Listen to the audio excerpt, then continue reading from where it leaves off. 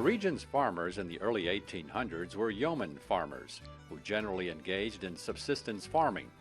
They owned small parcels of land just big enough to support and feed their families. They weren't interested in traveling to town to sell their crops to others because the few roads that existed were dangerous. One would risk running into outlaws like Colorado Bill or even the infamous Jesse James gang. These bandits robbed banks and fought with local settlers.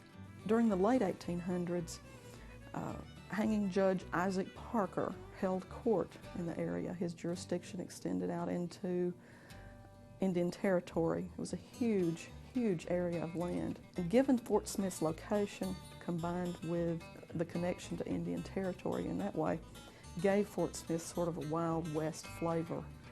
And that continued for many years. People often thought of Fort Smith as being in the west instead of maybe a southern town or a town to the east. Steamboat travel arrived in the river valley in the 1820s, and goods could be shipped up and down the Arkansas River, and that's when growers started selling their crops. Many local farms gradually became more large-scale. In addition to cotton, wheat, corn, and other vegetables, some farmers in the valley also grew cash crops like tobacco, hemp, and grapes for making wine.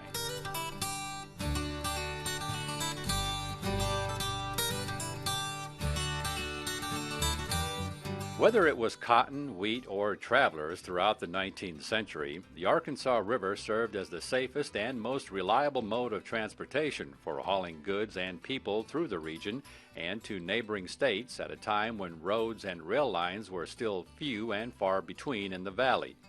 However, there were times when the river would get too shallow in spots, bringing shipping to a halt. It wasn't until the 1960s when one of the most important events to affect this region occurred.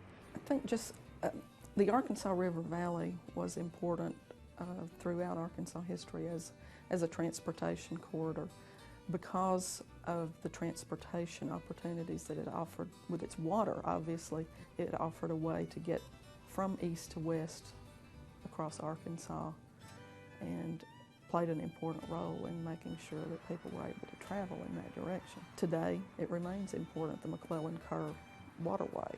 The U.S. Corps of Engineers built the McClellan-Kerr Arkansas River Navigation System, making the river more navigable and easier for shipping and hauling cargo today. The river, the railroad, and highway travel have all helped in populating this region and contributed to its growth.